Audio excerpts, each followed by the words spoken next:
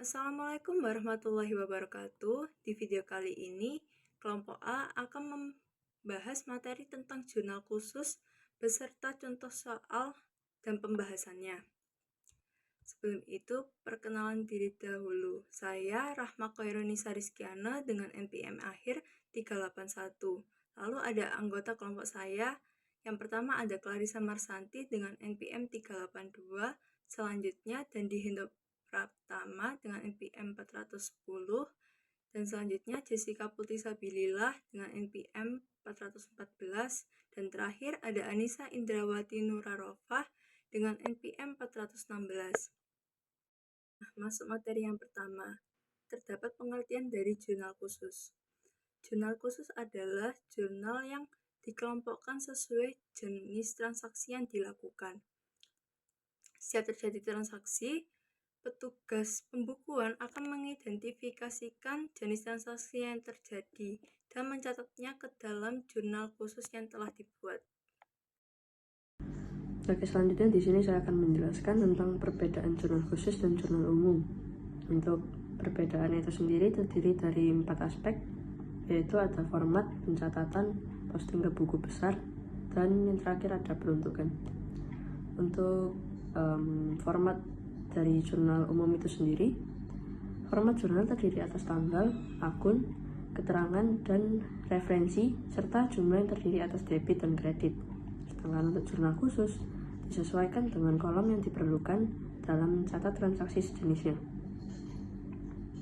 Lalu aspek yang kedua yaitu ada pencatatan. Untuk jurnal umum sendiri, semua transaksi dicatat hanya pada satu jurnal. Jadi semua transaksi itu dijadikan ke dalam satu jurnal. Sedangkan untuk jurnal khusus, transaksinya dicatat sesuai dengan jenisnya dalam jurnal yang sesuai. Jadi tidak dijadikan satu seperti jurnal umum. Lalu ada aspek yang ketiga yaitu posting ke buku besar. Untuk jurnal umum itu sendiri, posting jurnal ke akun buku besar dilakukan setiap hari, setiap terjadi transaksi. Sedangkan untuk jurnal khusus, itu posting jurnalnya dilakukan secara berkala, misalnya setiap akhir bulan, tetapi bisa juga dalam kurun waktu 2 minggu, bahkan per minggu. Jadi nggak setiap hari seperti jurnal umum. Yang terakhir ada aspek peruntukan. Untuk jurnal umum itu sendiri cocok digunakan untuk perusahaan dagang yang masih kecil.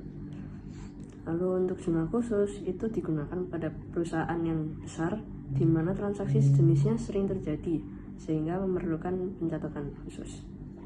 Nah, dari perbedaan jurnal umum dan jurnal khusus itu tadi udah terlihat beda banget kan, udah jelas perbedaannya.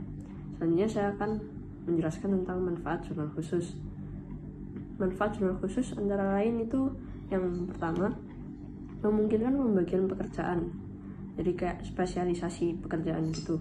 Terus yang kedua, memudahkan posting ke akun besar. Yang ketiga, memungkinkan pengendalian internal yang lebih baik. Dan yang terakhir, menghemat biaya. Oke, untuk materi selanjutnya akan dijelaskan oleh rekan saya.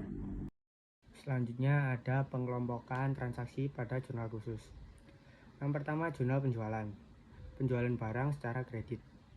Yang kedua, jurnal pembelian barang dagang dan barang lainnya secara kredit.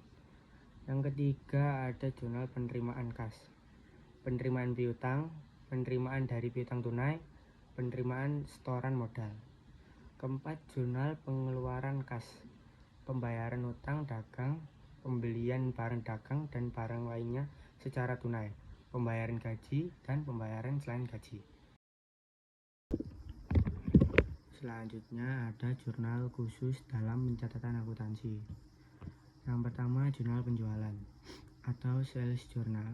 Jurnal penjualan adalah jurnal khusus untuk mencatat transaksi penjualan barang dagangan secara kredit. Penjualan secara tunai tidak dicatat pada jurnal penjualan melainkan pada jurnal penerimaan kas. Yang kedua, jurnal pembelian. Jurnal pembelian adalah jurnal khusus untuk mencatat pembelian barang dagang dan harta lainnya secara kredit. Yang ketiga, jurnal penerimaan kas.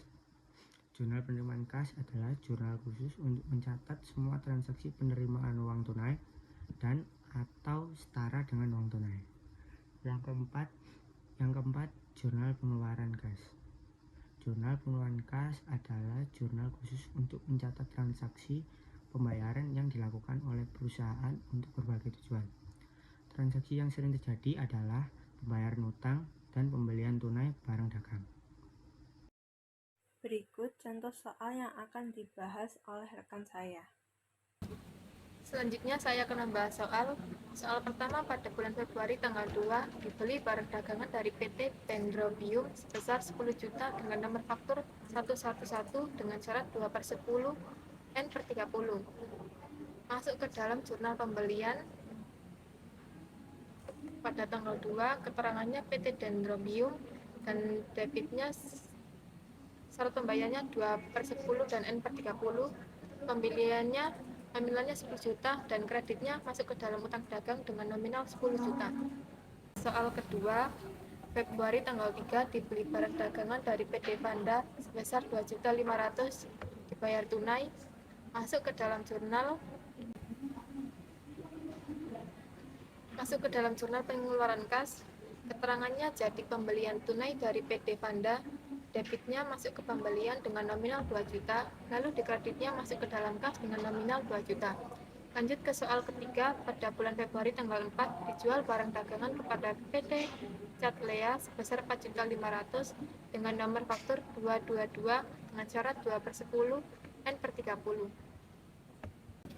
Masuk ke dalam jurnal penjualan, tanggalnya 4, nomor fakturnya 222 dengan akun kredit PT Catlea, syarat pembayarannya 2/10 dan N/30, piutang dagangnya dan penjualannya nominalnya 4.500.000. Soal keempat, Februari tanggal 5 diterima pengembalian barang dagangan dari PT Catlea sebesar 500.000 karena barang tidak sesuai dengan pesanan. Ini masuk ke retur penjualan, masuk ke dalam jurnal umum. Lanjut ke soal kelima, pada tanggal 6 dijual barang dagangan kepada PT Ascosenda 3 juta secara tunai.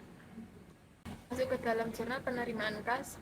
Jadi keterangannya PT Ascosenda, debitnya masuk ke kas dengan nominal 3 juta, lalu dikreditnya masuk ke dalam penjualan dengan nominal 3 juta. Lalu soal ke-6, tanggal 7 dijual barang dagangan kepada PT Bulan sebesar 6 juta dengan syarat EOM nomor faktur 333. Masuk ke dalam jurnal penjualan dengan tanggal 7, nomor fakturnya 333, akun yang dikredit PT Bulan, lalu syarat pembayarannya EOM, piutang dagang penjualannya nominalnya 6 juta. Selanjutnya, pada tanggal 8 Februari diterima pelunasan dari PD Catlea untuk penjualan tanggal 4 Februari sebesar 2.500.000.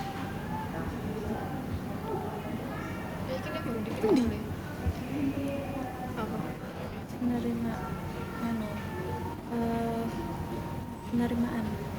Coba.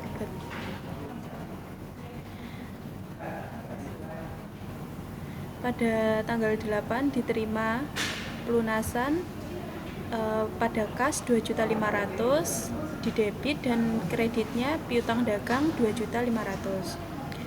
Tanggal 9 Februari dibayar beban listrik dan telepon bulan ini sebesar 750. Masuk pada jurnal pengeluaran kas.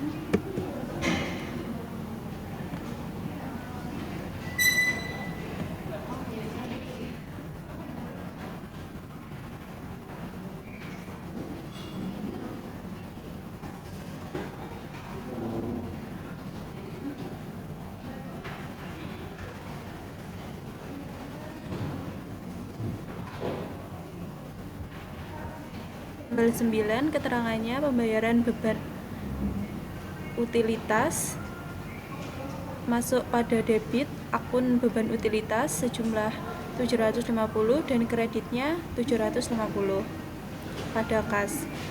Tanggal 10 Februari dibayar semua hutang kepada PT Dendrobium. Keterangannya pelunasan utang kepada PT Dendrobium, debitnya utang sebesar 10 juta dan kreditnya kas 9.800.000 dan ada potongan pembelian 200.000. Pada tanggal 12 Februari diterima pendapatan bunga dari Bank BNI sebesar 250.000. Dicatat dalam jurnal penerimaan kas tanggal 12, keterangannya Bank BNI debitnya debit pada kas 250 dan kreditnya masuk pada akun serba-serbi pendapatan bunga dan sejumlah 250.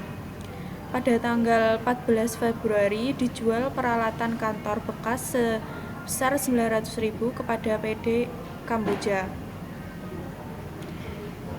Keterangan masuk pada jurnal penerimaan kas, keterangan PD Kamboja debitnya pada kas 900.000 dan kreditnya penjualan 900.000.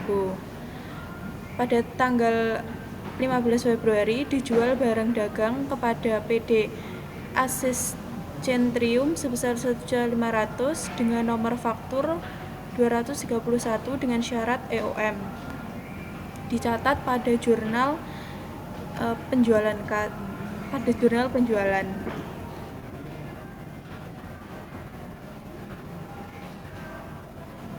tanggal 15 nomor faktur 231 akun yang dikredit PDAC Centrum dengan syarat EOM dan sejumlah 1.500.000.